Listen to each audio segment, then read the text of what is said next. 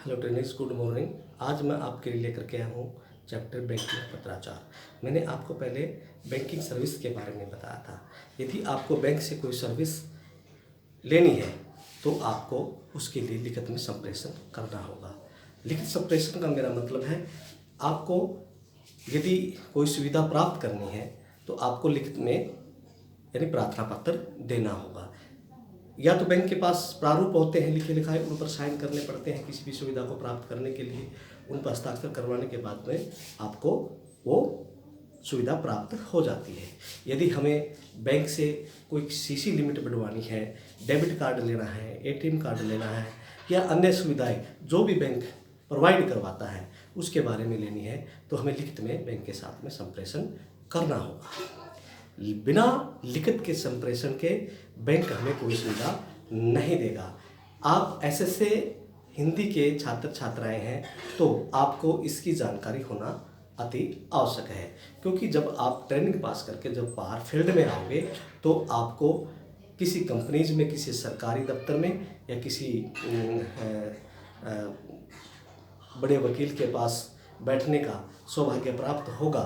तो आपको यदि इन चीज़ों की जानकारी होगी तो आपको ये बहुत समय पर काम आएंगी, क्योंकि जो जानकारी होती है तो समय पर वो अच्छे काम आती है। यदि आपकी जानकारी अच्छी होगी तो आपका स्किल कम्युनिकेशन अच्छा होगा, उसमें आप लिखित संप्रेषण में भी अच्छे परफेक्ट पत्र बना पाओगे। यदि आपको किसी भी पत्र की जानकारी होती है तो आपको अच्छा बार बार किसी से पूछना नहीं पड़ेगा। आपको उसकी भाषा और परिभाषा के बारे में भी ज्ञान होना बहुत ज़रूरी है। जैसा कि आप जानते हैं, कोई भी पत्र है, पत्र के अंतर किंतु परंतु की परिभाषा नहीं होनी चाहिए। पत्र के अंतर सरल और स्पष्ट परिभाषा का प्रयोग करना चाहिए। और जो भी हम बात कहें तो सब्जेक्ट वाइज, पहरे वाइज तो कहें तो एक पहरा यदि हमने एक बात का बनाया है उसी के साथ जुड़ती हुई दूसरे पहरे की बात उसी के अंदर आनी चाहिए। ये ऐसे नहीं होगा कि एक पहरा कुछ कह दिया, दूसरे पहरे में कुछ और बात कह दी। नहीं, वो जो बात हमने ऊपर से शुरू की है उसकी कंटिन्यूटी उस पत्र के साथ में बनी रहनी चाहिए।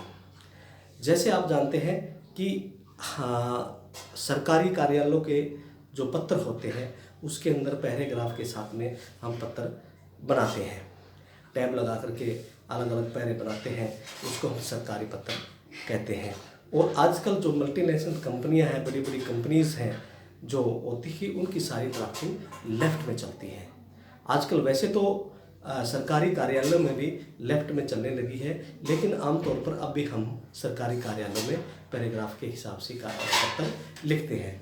लेकिन हमारा पत्र यदि हम लिखें किसी को तो बड़ा प्रभावशाली और उद्देश्यपूर्ण प्राप्त करने वाला पत्र होना चाहिए, क्योंकि यदि हम पत्र की परिभाषा और उसके अंदर जो कंटेंट हम डालें, जिस विषय को लेकर के, वो प्रभावशाली होने चाहिए, ताकि सामने वाला पढ़ते ही हमारे उद्देश्य को समझ जाए और फटाफट हमारे प्रार्थना पत्र पर कार्रवाई कर दे।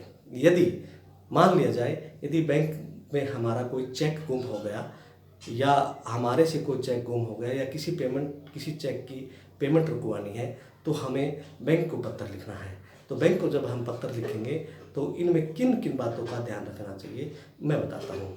नंबर 1, बैंक के अंदर जब हम चेक गुम होने की और पेमेंट स्टॉप करवाने के बारे में लिखेंगे तो उसके अंदर ऊपर के संबोधन को तो आप लिखोगे, विषय लिखोगे।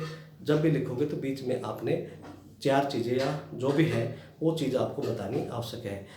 जिस बैंक का चेक है उस बैंक का नाम, राशि, दिनांक को आपने प्रबंधक महोदय या बैंक को बतानी अति आवश्यक है। उसी के आधार पर बैंक उसकी पेमेंट को रोक देगा, स्टॉप कर देगा।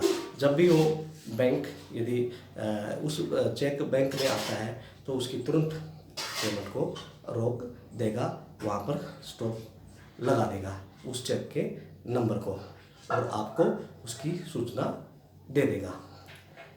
यदि आपने अच्छा पत्राचार में स्किल निपुणता हासिल होगी तो आपके ये भविष्य में बहुत काम आएगी। इससे पहले बैंकिंग पत्राचार, सामाजिक पत्राचार, आवेदन पत्राचार, शिकायती पत्राचार, ये 4 कैटेगरीज में पत्राचार हैं। इनकी भी आपने जो पहले वीडियो आएगी उसमें 3 जो कैटेगरीज है उसका वीडियो आप देखोगे। ये तो स्पेशल बैंकिंग पत्राचार का है।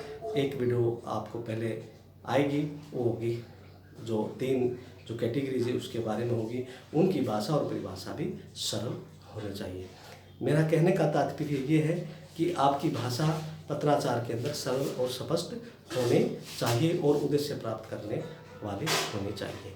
ये थी हमारे पत्राचार से संबंधित कुछ बातें। यदि आप इससे और भी गहराई से पढ़ना चाहो तो लेटर ड्राफ्टिंग के बारे में बाज़ार में अच्छी पुस्तकें, किसी अच्छे राइटर की पुस्तकें आती हैं तो आप उनको पढ़ सकते हो और भी अच्छा ज्ञान प्राप्त कर सकते हो।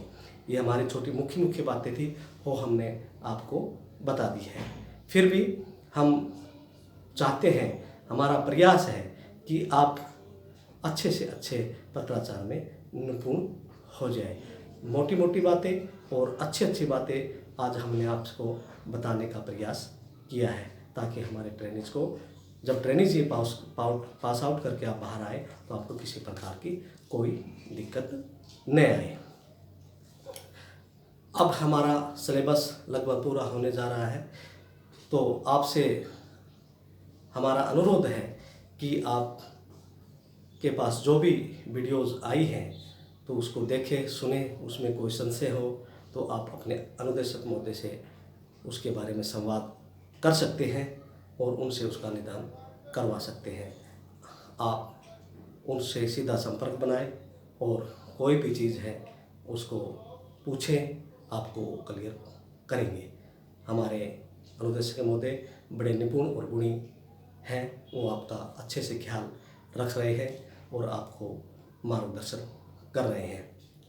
आशा है कि आप हमारे जो वीडियोज़ आए हैं उसको अच्छे से देखा होगा, पढ़ा होगा और हमारा पूरा प्रयास रहा है कि आपका ITI जैसा माहौल रहे। इसी आशा के साथ जय हिंद, जय भारत।